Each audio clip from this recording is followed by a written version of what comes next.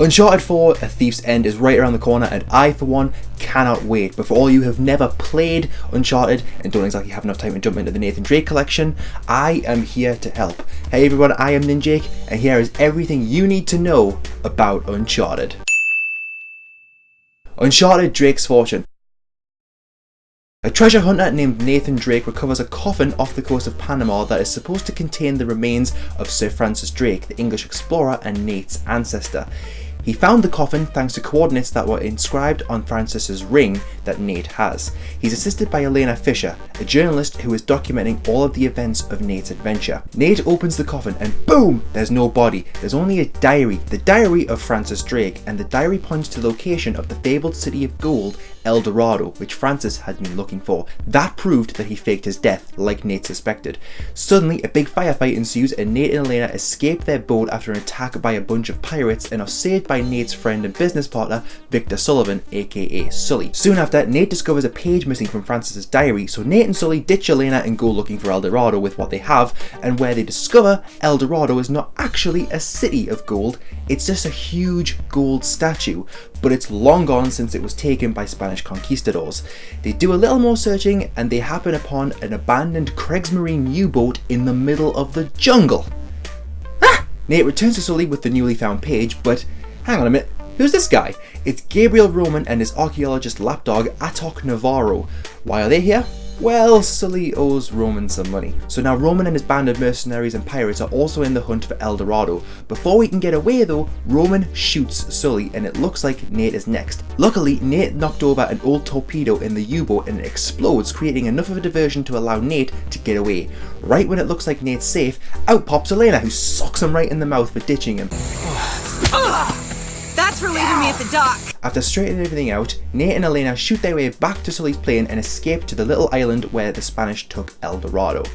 More bad news though, as they're approaching the island, their plane gets shot down and they end up getting separated. After some more murdering, Nate finds Elena's parachute empty, but she's not far from it. Soon after, he discovers a message from Francis Drake that states he'd gone to the tower of the fort that they're currently in. However, when he gets there, he's captured by Eddie Raja, an old rival of Nate's who was also hired by Gabriel Roman. Elena busts him out of the little cell he's in and they escape the pirates and the fort. When they have time to catch their breath, Nate suggests stealing a boat that's nearby and escaping the island. Elena, on the other hand, wants to press on. On the way to the said boat, our two protagonists discover a logbook inside of a customs house that states that the golden statue was moved deeper inside the island. Right here. Gold statue. Weight 20 arrobas. That's over 500 pounds. That's gotta be it. Wow. There you are. Just after this though, Elena shows Nate footage from her camera that shows Sully is still alive. And it appears he's working with Navarro. Nate and Elena follow them north to a monastery. Before they get a chance to get there though, Elena drops her camera from a rickety bridge where it's either her life or the camera. Now they're not doing this for the footage or the news story. They get to the monastery, rescue Sully, and get the answers they were after. Sully survived because the bullet hit Sir Francis Drake's diary. He was able to survive long enough by sending everyone on fool's errands in the hopes that Nate would find the correct answers first. The three discover some passages and Nate elects to go on ahead alone and will meet up with Sully and Elena later. As Nate is making his way along trying to find the whereabouts of the vault that holds the treasure, which was mentioned in the diary, he overhears an argument between Roman and Eddie Raja. Roman isn't happy that Eddie let Nate get away. Eddie, on the other hand, is adamant that the island is cursed, that Nate isn't the only one who's killing his men. My men are getting massacred. I find it hard to believe that one man could wipe out your entire crew. It's not just Drake, god damn it! I'm telling you, this island is cursed! Enough. Take your sorry mob and go. Roman dismisses this as superstition and just basically tells Eddie to do one. Nate then reunites with Sully and Elena, but is quickly down to two again as Sully gets cut off from the other two. Nate and Elena continue along a maze-type room where Nate sees something odd up high towards the ceiling. Soon after opening a gate for Elena, they hear something odd, adding to the suspense. What was that? What the hell? They follow the passageways and in a large room discover the body of Sir Francis Drake. Nate, completely devastated at the discovery, his idol never completed his mission. He thinks he died searching for the treasure, so he leaves behind his ring, returning it to Sir Francis. Before Nate and Elena get the chance to move on, they run into Eddie and some of his goons, but they are scared for their lives. This is when we are introduced to the Descendants. They are mutated humans that are incredibly fast and super strong. Eddie is killed fighting off these mutants, not without Nate trying to save him though, showing what kind of human being he actually is, but it's too late. Oh, crap. Drake, if we don't make it out of here, I just want you to know, I hate your guts. Yeah, likewise, pal. Now let's do this. Eddie!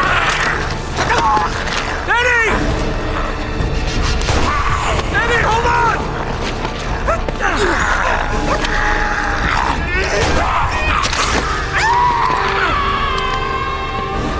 Here is where it gets even weirder. Nate and Elena wind up in an abandoned Nazi submarine base that was built into the island. Nate goes off alone in the hopes that he'll be able to restore power to the entire base, allowing him and Elena and Sully to finally leave what is essentially a cursed island. In restoring the power, Nate finds out that the Germans attempted to capture the treasure as well during World War II, just like the Spaniards did before them. But the Germans realized that the statue was cursed. The creatures that were attacking them were in fact the mutated descendants of the original Spanish colonists.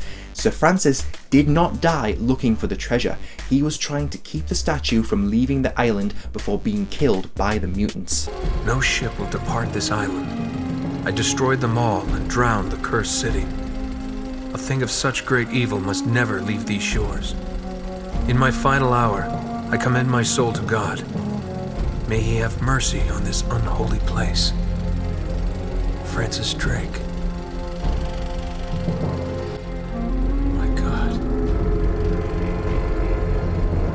When Nate attempts to return to Elena, she's actually been captured by Roman and Navarro. Nate fights his way through mutants and people alike and finally reunites with Sully, and they find their way to the treasure. But Roman and Navarro are already there. Two mercs disarm Nate and Sully, and they can only watch what happens next. Roman is marveling at the statue when Navarro tells him that's just a shell, that the real treasure of El Dorado is inside the statue. Inside is a rotting corpse. Roman inhales the dust from the rotting corpse and is turning into a mutant. Before he can fully turn though, Navarro shoots Roman.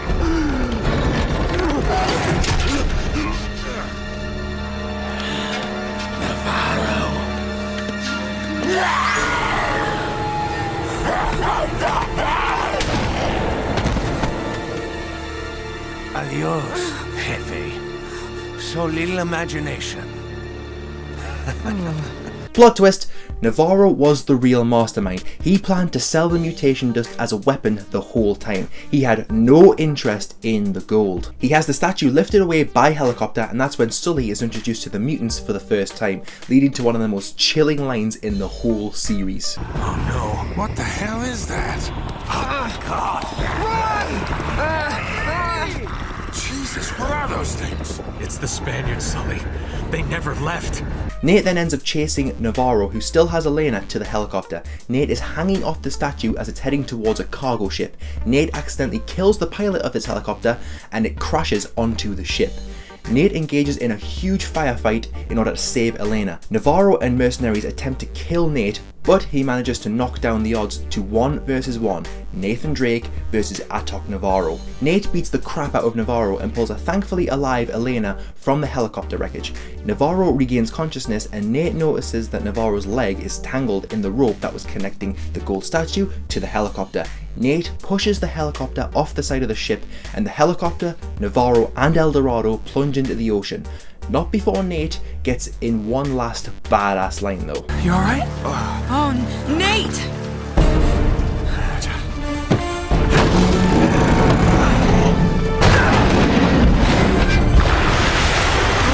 Adios, asshole.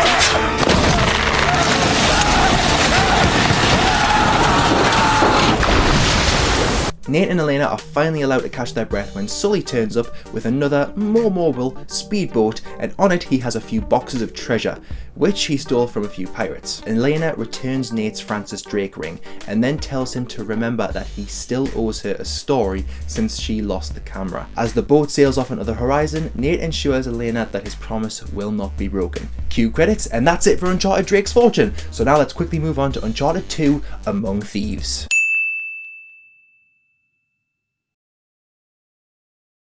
We open on a wounded Nathan Drake who must climb out of a train that is hanging off the edge of a snowy cliff. Once on solid ground, Nate acquires a fervour in the snow. Flashback to a few months in the past, and Nate is visited by Harry Flynn. They were once business partners, and his lady friend Chloe Fraser. They want Nate to help in stealing a Mongolian lamp from a Turkish museum that once belonged to Marco Polo for a client. They need said lamp as it holds the key to Marco Polo's disastrous voyage from China in 1292. The trio conjure up a plan to find the lost ships and the lost treasure that was supposedly on those ships and take it for themselves, leaving Flynn's client in the lurch. Chloe then attempts to convince Nate, there's a little history there, to run away with her once receiving their shares. Nate and Flynn break into the museum, get the lamp, and find out it contains blue resin that's flammable. Lighting the resin lights up a map that's also in the lamp and reveals that Marco Polo's sunken ships are in Borneo and they were carrying the Chintamani stone from Shambhala. Nate is double-crossed by Flynn, however. He steals the lamp and leaves Nate alone in the museum. Nate tries to escape, but it's too late. He gets arrested and gets imprisoned. Nate spends 3 months in prison when he's finally freed by Sully and Chloe. So after Nate delivers one of the most sarcastic lines imaginable, Dear God. Oh, no, it's not that bad. Look, I have my own bucket. Last cell I was in, 8 of us had to share. it's revealed that Flynn's client is Zoran Lazarovich. Now, this dude used to be an intelligence operative for the Soviets. Now, he's a warlord and he wants the Chintamani stone. So, Nate and Sully infiltrate Lazarovich's camp in Borneo and Chloe is in the camp as a mole.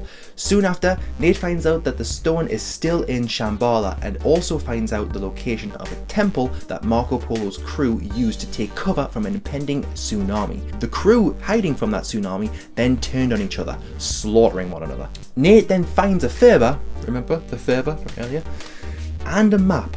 Nate then puts 2 and 2 together and discovers that whoever holds the fervour gains entry to Shambhala through a Nepalese temple. Flynn and his men discover Nate and Sully, but they're fine and escape. Sully decides to sit this one out and leaves it up to Nate and Chloe. The two press on to Shangri-La, Nepal, and it's just been torn to shreds by Lazarovich's mercenaries in search of the temple. After surviving waves and waves of mercenaries and a helicopter, they turn a corner and who pops up unannounced? Elena and Jeff, a cameraman. Oh, Elena Fisher. Last year's model. That's cute. The two are reporting on Lazarovich, trying to tell the world about this evil man who NATO thinks is dead. Our squad of now 4 get to the temple they're looking for, and the fervour is used to reveal the location of Shambhala. It's in the Himalayas. It's never in Barbados or something like that, is it? It's never anywhere nice. Anyway, after finding out this info, they're ambushed and Jeff gets shot. Chloe, the heartless bitch, wants to leave him behind, but Elena and Nate help him out. Much to their downfall, as Lazarovich catches them, Chloe then switches sides as a way of maintaining her cover, and then Lazarovich kills Jeff. Poor guy.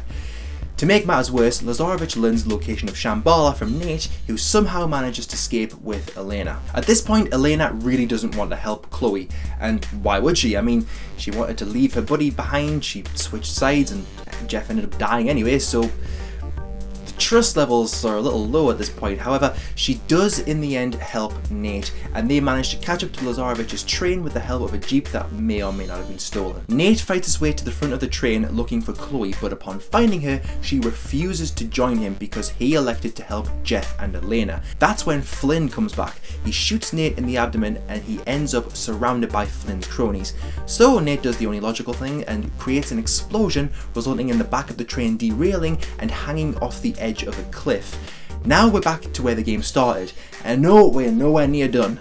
Nate falls unconscious in the snow, but luckily a Tibetan villager called Tenzin rescues Nate, takes him back to his village and aids him in his recovery. Nate is out for a few days but comes back around and is reunited by Elena. She followed the tracks to the wreckage and somehow, but anyway, the guys are back together again, yay! Back down to business. Nate and Elena are introduced to Karl Schaefer, who's an old German explorer now residing in Tenzin's village.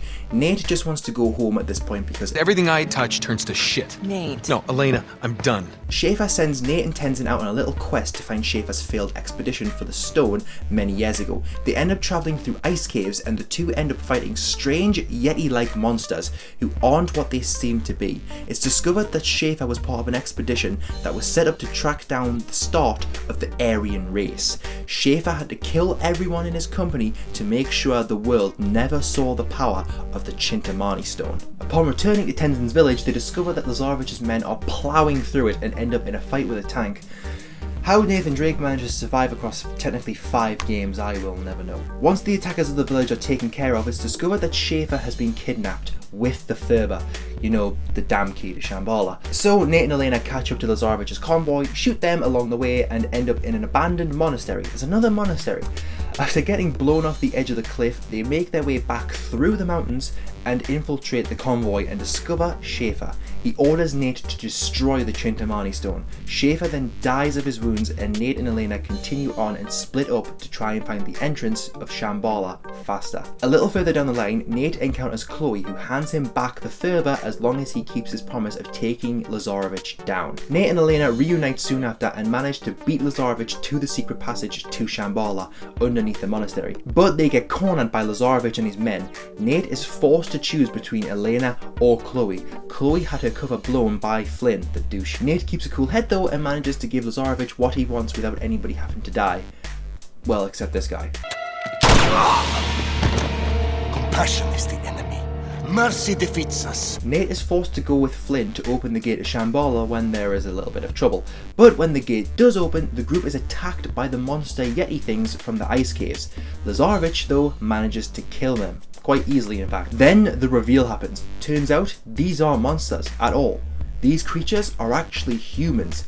They are the guardians of Shambhala. They are powered by the Chintamani stone and dressed like monsters to scare off trespassers into the city. Lazarevich has found what he wants. He's about to pull the trigger and kill Nate and Elena. Chloe got a little bit of protection from Flynn, but another wave of guardians begins an attack. Nate, Chloe and Elena escape on a magical pillar that doesn't somehow kill them. The trio make their way back to the central temple, where it is discovered that the Chintamani stone is not a stone. It's a giant amber of petrified blue resin which has been embedded in a giant prehistoric tree, the Tree of Life. When one ingests the blue sap from the tree, the drinker is virtually invincible. As they are about to embark on another suicide mission to stop Lazarevich, out pops Flynn again, only this time he's been shot. He knows he's dying, so he tries to take other people with him. He sets off a grenade, applying the finishing blow to himself and critically wounding Elena. We can help you. Sorry, love. This isn't a movie. And you're not the plucky girl who reforms the villain and saves the day. It's just not done like that. Flynn, listen to me. Parting gift from Lazarevich. Pity he took the pin. Get back! Elena!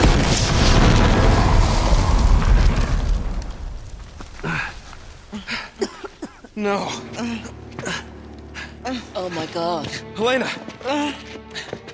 Okay, you're gonna be okay. Chloe takes care of Elena and Nate sets off for the tree in an attempt to stop Lazarevich. Nate gets there a little too late though, as he watches Lazarevich drink the sap and we see his old wounds and scars heal up as if never there.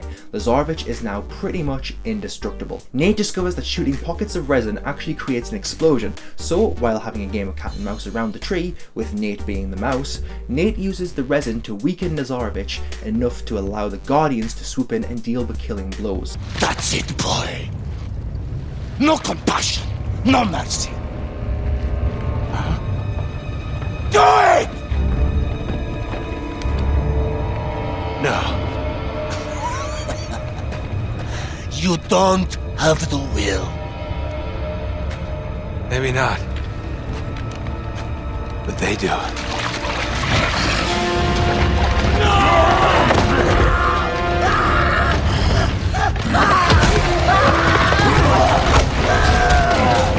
Nate gets back to Chloe and Elena and the three run for the hills as a bunch of explosions start going off and Shambhala is in the process of being leveled. They get out of the city and it's not looking good for Elena. We fade to black on Nate begging Elena not to die. Fade back in and we're back in Tenzin's village. Chloe and Nate talk and Nate does not say no when asked if he loves Elena or not. Chloe bids him farewell with a pretty badass line.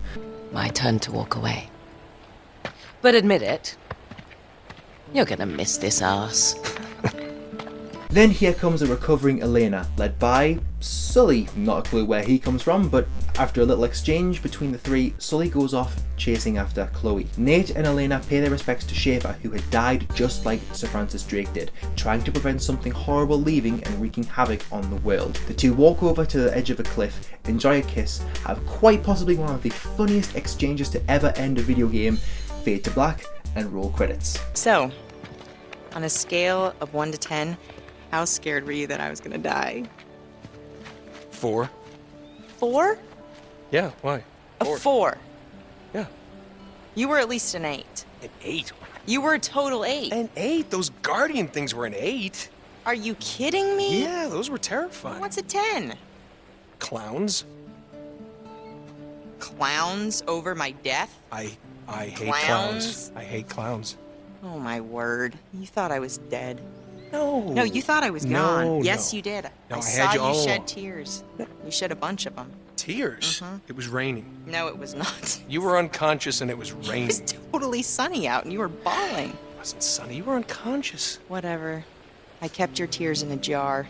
I have proof. I'll give you a 5. How's that? And that's it for Uncharted 2 Among Thieves. I'm on a roll here, so let's quickly move on to Uncharted 3 Drake's Deception.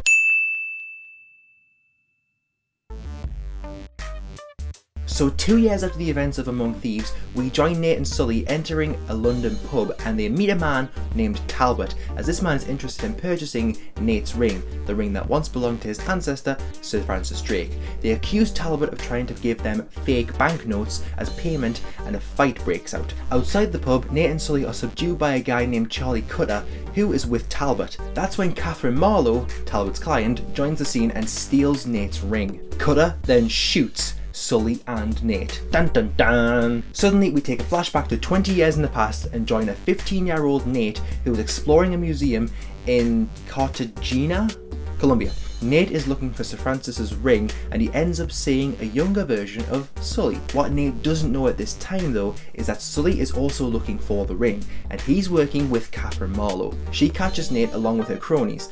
Luckily, Sully rescues Nate from her agents and takes him on as his protege. We return to the present day and it was all set up.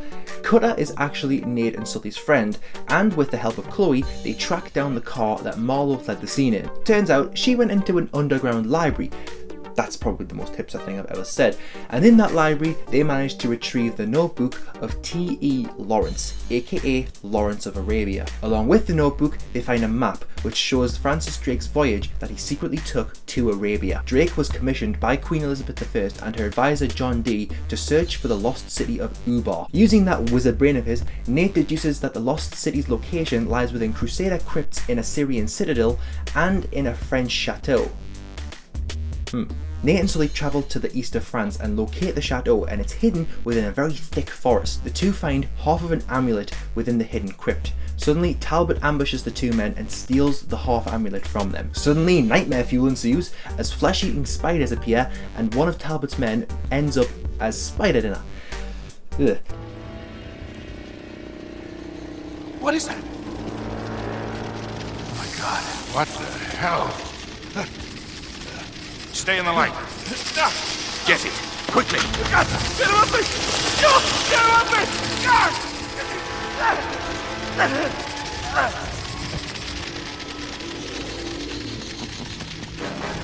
Your torch seems to be dying out. Good luck with that.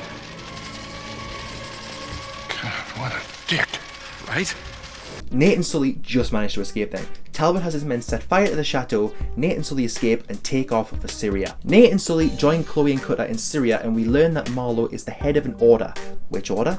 Only the same one that Sir Francis Drake belonged to. The order exists to seek and gain power by exploring their enemies' fears. Our group of four find the second crypt and in it the second half of the amulet and more damn spiders. Now the location of the next clue is revealed to be in Yemen. As they're escaping Marlowe in the Citadel, some weird stuff occurs and Cutter ends up breaking his leg, resulting in him and Chloe bowing out for the remainder of the game. Nate and Sully travel to Yemen where Nate has to reluctantly seek aid from his estranged wife, Elena. They got married, but of course they went through some form of breakup between games. Anyway, Elena really tries her hardest to get Nate and Sully to drop this quest, But when they show no signs of doing so, she helps them find an underground tomb where they find the location of Ubar, and it's in the vast Rub al-Khali desert. Also, there's more spiders. Back on solid ground, Nate gets shot by a dart and he ends up wandering off in a hallucinogenic daze. After a huge trip, he comes back around and he's sitting in a cafe with Marlowe and Talbot. Marlowe then begins to show that she has possession of documentation concerning Nate's childhood and even goes as far to threaten Elena if he does not reveal the location of Ubar. When Nate hears that Talbot knows the location of Sully, Nate breaks free and legs it after Talbot, and a chase starts throughout the city. Before Nate can catch him though, he's knocked out by a pirate called Ramses. I have to look this up. Ramses, that's his name. He's another person working for Marlowe. Ramses interrogates Nate. He's seeking information regarding something called Iram of the Pillars. Nate outright refuses to cooperate, so Ramses tells Nate he's already got to Sully. Nate finds a way to escape and gets to the cruise ship that the pirates have under their control, where Sully is being held. Nate finds Sully sitting on a chair with a fabric bag over his head in the cargo hold. He pulls the bag off and holy crap, it's a dummy! Sully! Sully?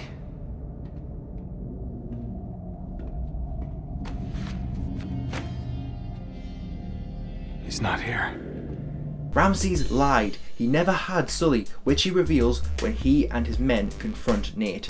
Nate manages to shoot Ramses, who retreats. Nate then uses a grenade during a firefight, resulting in a huge explosion, ripping a hole in the ship's hull. All of the water gushing into the ship makes it spin 90 degrees onto its side and starts to sink. After making his way through the maze that is the capsized ship, Nate gets to the ballroom where he finds a mortally wounded Ramses. Ramses shoots the glass roof, water piles into the ship even more, and Ramses is killed. However, Nate manages to escape the ship and winds up washing up back on the shore in Yemen. He and Elena reunite and she tells him that Sully actually was captured by Marlowe's men, and they're forcing Sully to lead them to Ubar. Nate and Elena attempt a rescue mission, but to get there, they sneak onto a cargo plane due to make an airdrop of supplies for Marlowe's convoy. Nate manages to get onto the plane, but ends up in yet another shootout with Marlowe's men on the plane. Another explosion happens, this time on the plane. Massive decompression of the plane happens, which tears the plane to pieces. Nate ends up falling to the sky, but manages to escape death yet again, this time by jumping onto one of the cargo pallets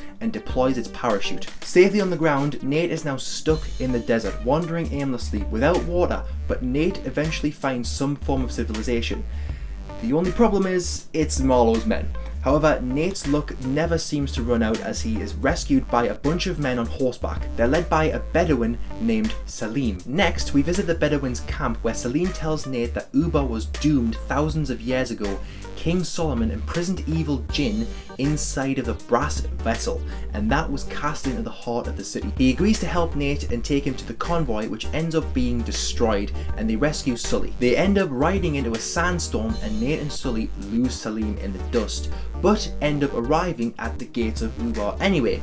What luck! Nate and Sully enter Ubar and they come across a fountain of water that Nate drinks from. Suddenly, Talbot comes from out of nowhere with Marlowe and shoots and kills Sully. In a blind rage, Nate chases them with more of Marlowe's men joining the fray, and they seem to have been possessed by jinn. Nate then goes on to experience very vivid hallucinations of his past and of Sully. However, he eventually comes to his senses and it turns out Sullivan is still alive. The mystery of what actually happened to the citizens of Ubar is now apparent. When King Solomon cast the brass vessel into the heart of the city, it tainted the water supply with a very powerful hallucinogenic. That was what made Nate imagine Sully being murdered. Nate then realizes that the vessel was what Sir Francis Drake was sent to find by Queen Elizabeth I, but Francis abandoned his mission after learning the consequences of it. Nate and Sully find Marlowe and she is having the brass vessel winched up from the waters. Sully is nearly killed by Talbot, but Nate destroys the wench, and that results in the central cistern of Iram blowing up, and this results in the city beginning to collapse with them still in it. Marlowe and Talbot corner Nate and Sully, because they're idiots, and the floor ends up giving way. Marlowe ends up being thrown into a sinkhole. Nate tries to save her, but she ends up falling to her death anyway, and with her goes Sir Francis Drake's ring. Drake! Are you worthy of the name? Earn this, as Francis earned it from Elizabeth. Prove your greatness. I got nothing to prove. Hurry! Give me a hand! You can't just let her die! The hell he can't! Nate, give me your goddamn hand! Here! Grab it! What the hell are you doing? I can't. It's no good! Get the hell out of there! Hold on!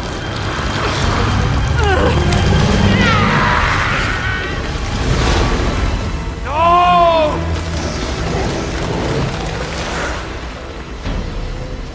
Nate! No! Ubar collapses, Nate and Sully have a brutal fight with Talbot, and he ends up falling into the sinkhole as well after being shot. Salim rides in and rescues Nate and Sully just before the city is swallowed up into the desert sands. Again, they have no treasure, but they have their lives. Well, I wouldn't say none. It's not much, is it? It's enough. Nate and Sully return to the airport in Yemen. Sully tells Nate exactly why he took an interest in him as a kid. He tells him that he had a lousy father and that he never thought he'd ever have his son of his own, nor did he even want one. But when Nate entered his life, he obviously changed his mind and took Nate in as his own. Sully then gives Nate back his wedding ring, something he's been carrying around for far too long. He kept it secretly while Nate and Elena were separated. Nate and Elena have a really cute interaction and have a promise of a fresh start. Our three heroes then fly back home on Sully's new seaplane, which is similar to the plane that was destroyed in the first game. And the ending goes like this. I'm really sorry about your ring. It's all right. I swapped it for something better.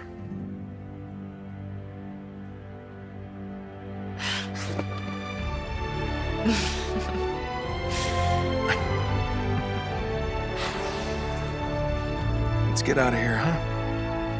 Yeah.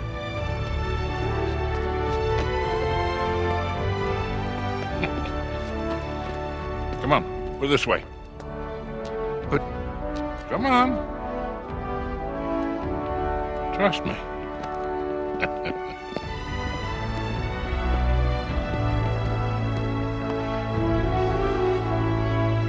what are you up to?